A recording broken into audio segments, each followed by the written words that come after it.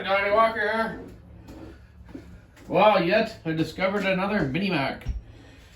Mac 110. This thing is a little dirty right now, but physically looking at it, it looks like brand new. There's a ton of these around. I wonder how many of these they made of these. I wonder if my chart over here tells me.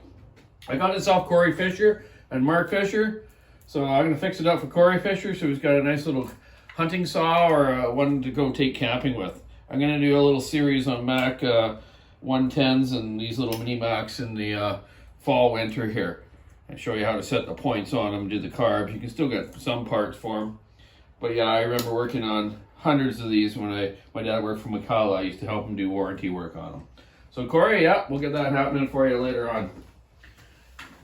I give it a lot of those to Buckin, and he's like, "Oh, don't give him any more. I got too many." But I can do something with him too on that.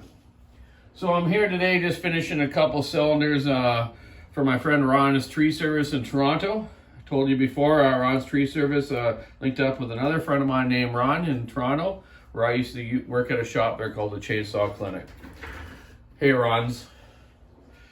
So he's asking how I'm making out. Got your 3120 done? Just finished it off. Only thing I got left to do is to plane the exhaust port, the top of where the muffler mounts.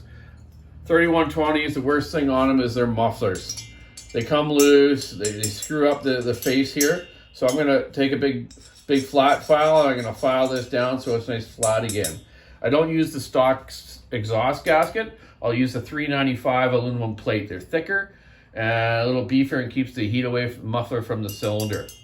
Plus put new studs in it. Also file the muffler down so it's nice and flat. On the 3120s, yeah, keep your mufflers tight or this happens to them. So this thing was pretty carboned up. I got the carbon all out of the combustion chamber. Transfer port's done, exhaust port done, intake port. Piston's all cleaned up, all the carbon's off it. Cleaned a few scratches up it had, Rod. Just a few little scratches. So it'll be okay. Here's one that's actually I haven't done. This is an older one. It's got a bit of scoring, but there's the carbon that was kind of in Ron's. Lots of carbon. Exhaust port too. It's typical. Look at this as well. Same. This exhaust port flange is just messed right up. It's screwed. You'd have to file that way down, and yeah, it's no good. It's scored anyway, so it's junk. I just keep it around to look at or put pens in it or something. So yeah, Ron, I got your 585 done. I'm gonna go put it together today. The 3120 done. I've had a little problem with that little 365 I was building you. It kept leaning out on me. Did a pressure vacuum test, and sure enough, the seal on the little collar on the crank was leaking. So I couldn't stand it. I took it right apart yesterday and rebuilt the whole bottom end, and everything should be okay today. And that's the video I did yesterday on redoing a 372 bottom end, which is the same as a 365 as well, right? So that'll be happening. So I'll have the 395 ready for you, the 365, the 3120, the 585, and unfortunately the fifth saw, the older 365 is junk. You'll be getting it back for parts. It wasn't worth spending a fortune on them. So yeah, Rod, there you go, buddy. I know I've been a little slow getting your stuff done, but I've had a lot other ones to do in between. I've just been fitting a little bit in between to try to get you done a little quicker so you didn't have to wait another month. I know your summer's almost over there on Ontario. Well, hopefully you have a nice end of the summer, fall. Fall's beautiful in Ontario, the color of the trees out there. I remember that a lot. So yeah, he's actually from BC here, Ron's tree service. So he kind of knew of us out here years ago, and he met a gal, and you know what that happens, you follow the gal, right? So that's where he ended up in Toronto. Good for you, Ron. I love his dog too. I think he named it Walker or Donald. I don't know why. Weird. Not really. Okay. Also, I'm doing a 592, another one today for Bjarne Butler. Now, if you haven't checked out any of his videos, you should check it out. He does a lot of falling and different stuff, and shows you how to do helipads and stuff. That's how you spell his name. BJARNE, then Butler, Butler. Great videos, and maybe he can do another one and show his 592 running out there in the bush and how it's working for him. What else do I got on the go? Yeah. Get this stuff done for Ron today. This one done for Bjarne. Then I got 3 to do for Mr. Corrigan. 372X torque, 2 390s.